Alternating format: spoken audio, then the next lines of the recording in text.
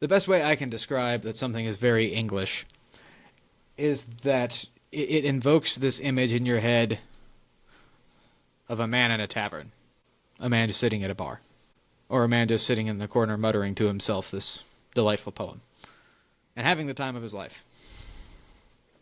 And more on my thoughts on the Englishman later, which are heavily influenced by the great Joseph Pierce. But this is a poem called The Rolling English Road. And there will be historical context to this that most English would know, most Americans would not, and that I would be more than happy to explain. It's a short poem, so I can read it and we can go back through it. Before the Roman came to Rye, or out to Severn strode, the rolling English drunkard made the rolling English road. A reeling road, a rolling road that rambles round the shire, and after him the parson ran, the sexton and the squire. A merry road, a mazy road, and such as we did tread, the night we went to Birmingham by way of Beachy Head. I knew no harm of Bonaparte, and plenty of the squire, and for the fight the Frenchmen I did not much desire. But I did bash their bagonets because they came arrayed to straighten out the crooked road an English drunkard made, where you and I went down the lane with ale mugs in our hands, the night we went to Glastonbury by way of Goodwin Sands. His sins were there forgiven him, or why do flowers run behind him and the hedges all strengthening in the sun? The wild thing went from left to right and knew not which was which, but the wild rose was above him when they found him in the ditch. God pardon us, nor harden us, we did not see so clear the night we went to Bannockburn by way of Brighton Pier. My friends, we will not go again, or ape in ancient rage, or stretch the folly of our youth to be the shame of age, but walk with clearer eyes and ears this path that wandereth, and see undrugged in evening light the decent inn of death. For there is good news yet to hear, and fine things to be seen, before we go to paradise by way of Kensal Green. This is a very delightful poem and a lot of sort of subtle references. Before the Roman came to Rye, or out to Severn Stroads, this first verse is talking about the island of Britain was made by the English, which technically would be in reference to the Anglo-Saxons who conquered the land from the Britons. But he's speaking sort of both of them, that the Anglo-Saxon and the Briton are what makes England, are what makes the tradition of the English. And the rolling English drunkard is just a good Englishman, a proper Englishman, likes his ale. He likes his drink. And it's sort of evoking this sort of image of the road not being perfectly straight, sort of wobbling back and forth, but the path is being beaten out by this wobbling and very happy and merry drunkard. And after him the parson ran, the sexton and the squire. So every figure of authority and good repute is sort of following him in the same path, but they're perfectly sober, so they're just making sure he doesn't wander too far. The line about Birmingham, I'm not entirely certain about. I'm sure somebody can probably clarify that for me. But in the next line, I knew no harm of Bonaparte and plenty of the squire. This is basically that localism, that I don't know anything about Bonaparte. And I don't care about Bonaparte. I don't care about Napoleon. He's on the continent. I'm here, sitting at the tavern with my lads. And I don't like the squire, who's usually... The squire is lowest on the feudal rung, but he's a kind of a lord, like a city lord or a town leader. So I get plenty of harm from the direct authority figure, but Napoleon is a sort of far-off threat that I don't know much about and I don't really care about. Like we today can say, like, I don't like my mayor of my city. I don't really care about Putin, because he's on the other side of the world. Mm-hmm. Or at least we ought to think that way. For to fight the Frenchmen I did not much desire. So it's like, I don't have any desire to join the British Army during the Napoleonic Wars, and just go and face Napoleon's army. I don't really have any desire for that. But I did bash their bagonets because they came arrayed to straighten out the crooked road an English drunkard made. This is a line about the Battle of Hastings, I believe. This is a line about William the Conqueror's invasion. So he's sort of hopping around in history a little bit. But William the Conqueror was French, and Napoleon was technically Corsican, but also French. So we've got that connection there. This whole stanza is basically about, I care not for the things outside of my borders.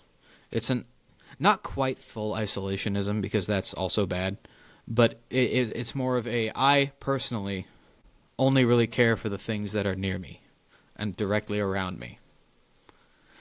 I remember shortly after that war in the Ukraine started, or after all the hype was getting up for it, there was this UFC fighter that was being interviewed, and somebody asked him about it for some reason, because, of course, we need to ask UFC fighters who spend their living getting punched in the face for their opinion.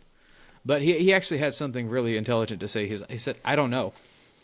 I don't know anything about it, and I don't care to know. But if a fight were to come to my hometown in Arkansas, I'll dig my boots in the ground. That's why we go to Hastings. We go to Hastings to fight the Norman. And Glastonbury. He also does something very clever. So he references a tavern at the end. So Beachy Head in the first stanza and Goodwin Sands in the second stanza. Those are both taverns. Those are the names of pubs in England. Probably pubs that are in London that Chesterton frequented. His sins they were forgiven him, or why do flowers run behind him and the hedges all strengthening in the sun?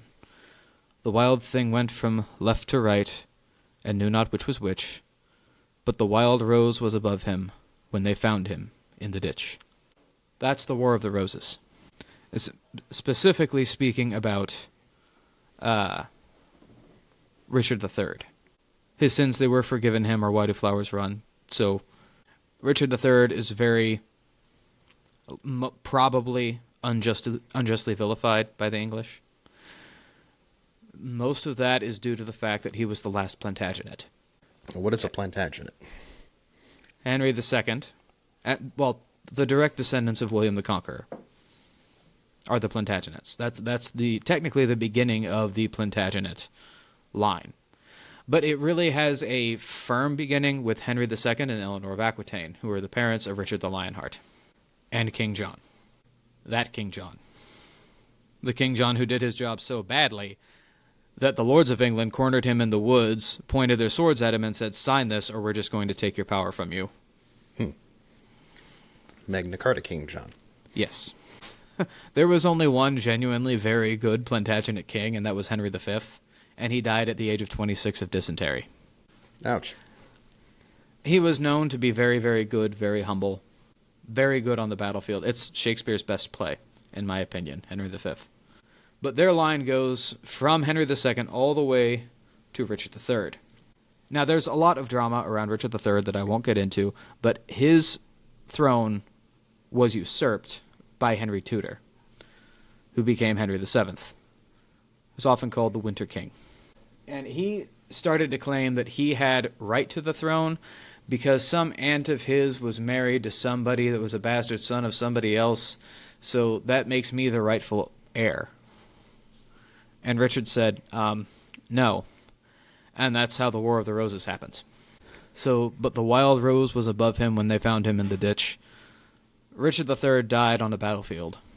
The wild rose being Henry VII, who is the father of Henry VIII. Okay. And we all know how he turned out. Wonderfully. But these last two lines, parts from that a little bit. God pardon us, nor harden us, we did not see so clear, the night we went to Bannockburn by way of Brighton Pier.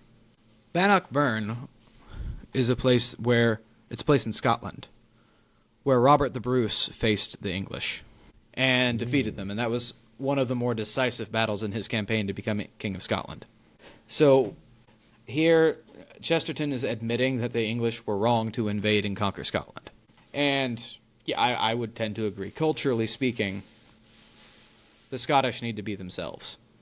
They need their own ways. I'm a fan of Scottish independence. But the cultures, maybe not so much now, but especially back then, the cultures were so vastly different between England in the south and Scotland in the north that the English had no business ruling over the Scottish at all. But that's a talk for another time. My friends, go ahead. It's a great way of putting it, though. Like, forgive us, but don't harden us. No, we need to feel it. We did not do so clear. Let us be forgiven, but let not our hearts be hardened. Because this is something we should regret. Mm-hmm. Something we should never, ever forget that we did. Or ever stop regretting. My friends, we will not go again, or ape an ancient rage, or stretch the folly of our youth to be the shame of age. But walk with clearer eyes and ears this path that wandereth, and see undrugged in evening light the decent inn of death. For there is good news yet to hear, and fine things to be seen, before we go to paradise by way of Kensal Green. Temperance. This entire last stanza is, now let us be temperate. We will not go again or ape an ancient rage. We're not going to go to fight. We are not going to cloud our judgment. We're not going to get into brawls. Stretch the folly of our youth to be the shame of age. You do stupid things when you're drunk. Everybody does. Unless you're the kind of drunk that, like, 2 drinks and you're out. Stretch the folly of youth to be the shame of age. Things that you regret when you're older. But walk with clearer eyes and ears this path that wandereth. Remember, he said it's a winding and lilting road made by an English drunkard. Not an easy one. It's hard to navigate a road like that, so your eyes and ears have to be clear. And see undrugged in evening light the decent inn of death. The road is your life, and when the sun begins to set, you need a place to rest. Better you should see it clearly. For there is good news yet to hear, and fine things to be seen, before we go to paradise by way of Kensal Green. You will miss out on a lot being drunk. If you just spend your life, and not just with drunkenness, but if you just spend your life with carousing and riotousness and just all sorts of decadence and excess, there's a lot you're going to miss out on because you're not going to be thinking clearly. Just to sit down and take in what's around you. Mm-hmm. Even if it's just a few pages of a very good book. But he still brings it back to the tavern. Still brings it back to the pub and the inn. Because they are places of rest. This seems like a good time for me to mention something that I heard Joseph Pierce say. I think it was on Pints with Aquinas years ago. And he said, I'm an Englishman. To me, the greatest thing in life is to have a beer in my hand, sitting at the English pub. Or, let's see, how did he put it? He said, in every town in England, every proper town in England, there's a village pub, a village church, and a village green. And on Sundays, the old men sit at the pub and drink their beer while they listen to the church bells and watch the lads play cricket on the village green. For us, we're Americans, so for us, that's... I don't know, I think they have laws about building a bar right by the park, but... Maybe. But more for us, it's, sitting at the bar with your mates, watching a football game, or a baseball game, or a hockey game, and taking it in. A way to relax at the end of the day. Although I particularly like the point that Pierce made about the village church, because it is always there, and your faith is always there to guide you, and God is always watching you. So good that the village church is there to remind you to watch how many of these you have at one time.